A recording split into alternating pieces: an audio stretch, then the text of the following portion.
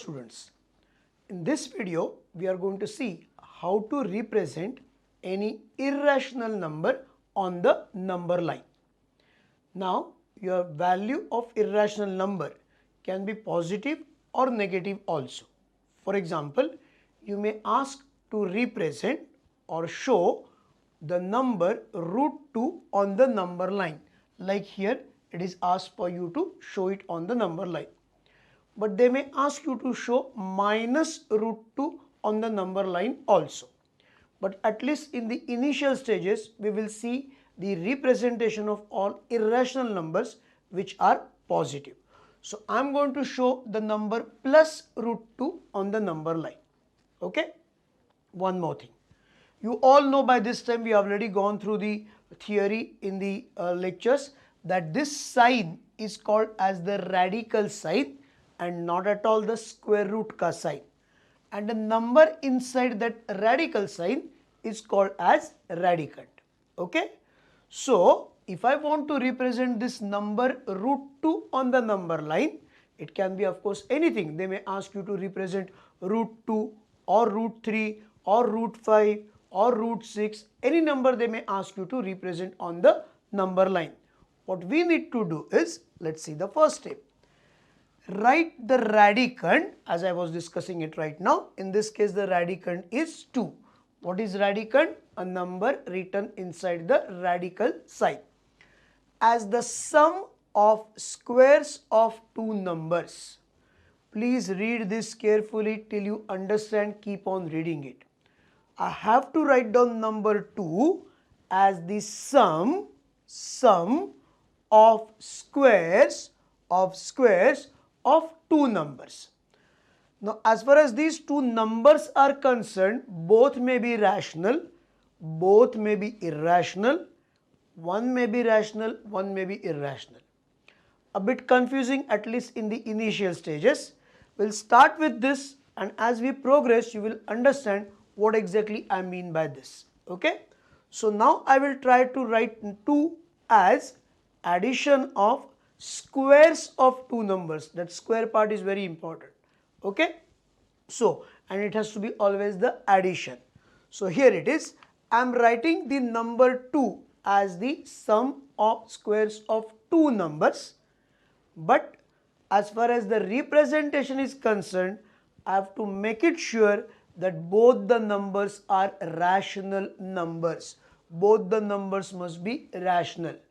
What will happen if one of them is irrational? That we will see. Okay. So I am going to represent 2 as, check it here, 1 square plus 1 square. So once again I am going back to the definition. It should be sum, here it is sum of squares, here are the squares of two numbers, and in the last part, that is this part, I said they should be rational. Here it is. Is this one a rational number? Yes. Is the second number, which is again one coincidence, is a rational number? Yes. I hope all of you have understood what to do. Okay. Now what to do is start actually drawing the diagram. Let's see the steps. So the first part is to represent or express the given number, that is I am talking about the radicand, as the sum of the squares of two numbers. Now immediately when I have written this scale equal to as 1 unit equal to 3 centimeters, you may get confused. Why is this scale? The reason is very simple. Many a times we will come across the numbers which are going to be very small. For example, if you see this number 1, if I represent this on the scale as 1 centimeter, it's a very small distance and your overall diagram will be a very small. Rather to draw few more things in this particular diagram, it will be very difficult for you. Okay. So for this particular purpose, what we are going to do is to represent the number, we are going to take certain scale, because of which it will be very easy for you to draw the diagram. Even the diagrams are going to look a bit bigger, which is very easy and good also. Okay. So as you draw the diagram, you will realize it. Don't worry about it. So the first step is I am going to draw one line. Everyone knows it. So I have taken the scale, I have drawn one line and write down the name of that line. Okay, usually line, if you represent by one letter, it should be italic letter like this. I hope everyone is now aware of italic letters, correct? Now on this line, you are going to take a point O anywhere, wherever you wish. So I have taken point O here, you can take it anywhere. Okay, of course, why the name should be O, there is no reason for that. You can name it the way you want it. Okay, of course it has to be capital, that's very important. Now the third step is, out of these two distances, this or this, first we are going to represent on the number line. Now here just it is a coincidence that 1 and 1, both the numbers are same. So whether you are representing this first or this first doesn't make any difference. Okay. Now the most important part is the scale. Though I want to represent this 1, since I have chosen the scale as 1 unit equal to 3 centimeter, to represent 1 between the two ends of compass, I am going to take the distance equal to 3 centimeter. Okay, let's start doing it. Slowly you will understand it. So here it is. From point O, cut an arc of 1 unit on the line and name it as A. So check it. I have taken the distance 3 because I have taken the scale as 1 unit equal to 3 centimeter. I kept the compass at point O and I have cut the arc. I'll just go back and show it again. So here it is. I'm going to place my compass pointer at O. I will take the distance 1, which is equal to 3 centimeters. I'll place my compass pointer at point O, and from O I'm going to cut the arc and I'm going to name it as A. I hope everybody has understood this. Now, though I have written here 1 and that is the number that you will write in your papers, I have still written this 3 centimeter for your own convenience.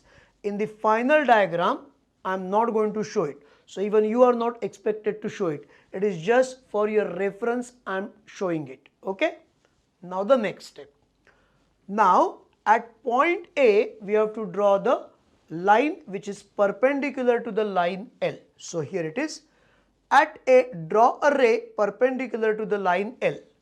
Now there are two ways to do the same thing. The first way is use the compass. This distance can be any suitable distance. So I am cutting one arc on the left hand side. With the same distance I am cutting the arc on the right hand side also. By increasing the distance I have cut these two more arcs. And then I am going to draw a line passing through A and Z. So this line will be perpendicular to the line L. I am again going back and repeating the same step. So check it. I have to draw a ray perpendicular to line L. So take any suitable distance, say 2 centimeter. Cut the arc. From the same point, go to the other side and cut the arc. The distance will remain same. Now increase the current distance. See here, I have increased it. And from point X, cut one arc. From point Y, cut another arc. And then draw a line passing through this point Z and A. I have repeated it 2 times. If you feel to read it once again, you can keep on repeating it as number of times as you want it. Okay. So this is the ray which is perpendicular to the line L. The next step. Previously we have represented this particular distance 1. Now we have to represent the remaining distance which is 1. Of course it is a coincidence that you have got the same numbers here. So which number I am going to represent? I am going to represent 1. What is the scale? 1 unit equal to 3 centimeter.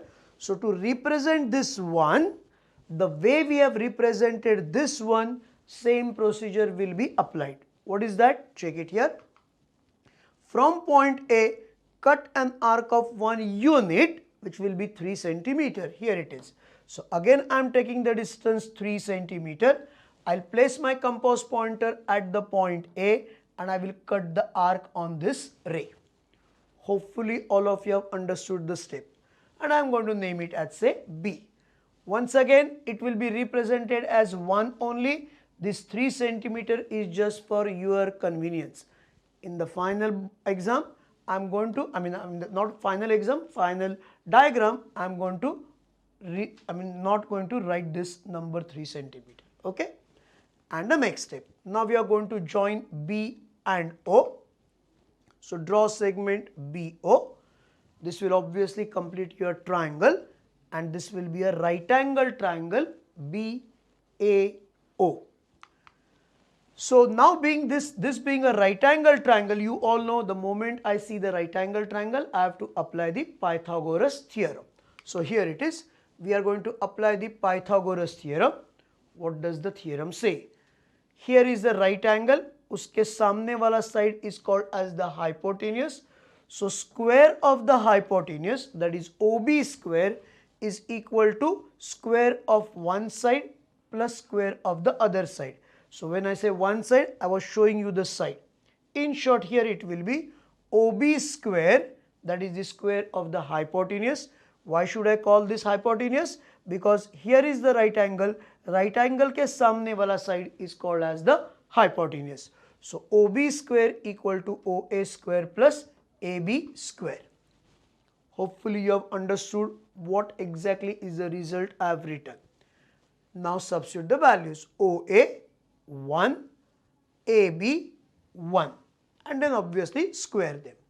Square of 1 will be 1, square of 1 will be 1, and now add these two numbers. That will be the value of my OB square. So it will be 2. Do I need OB or OB square? I need OB. What should I do with OB square to get OB square root? So taking square root on both the sides. So I will get now OB is equal to root 2. So I understand that this distance OB is equal to root 2. Place your compass pointer at O, stretch it till the point B. So the moment I place the compass pointer at O and stretch till the point B, I get the distance between my two ends, which will be equal to OB, that is equal to root 2, because we have already proved that OB is equal to root 2. And now placing the compass pointer at O and taking that distance, I'll just go back once again. So placing the compass pointer at O, stretching the other end till B, which gives you the distance as root 2, cut the arc, and now this distance will be equal to, that is O to C distance will be root 2.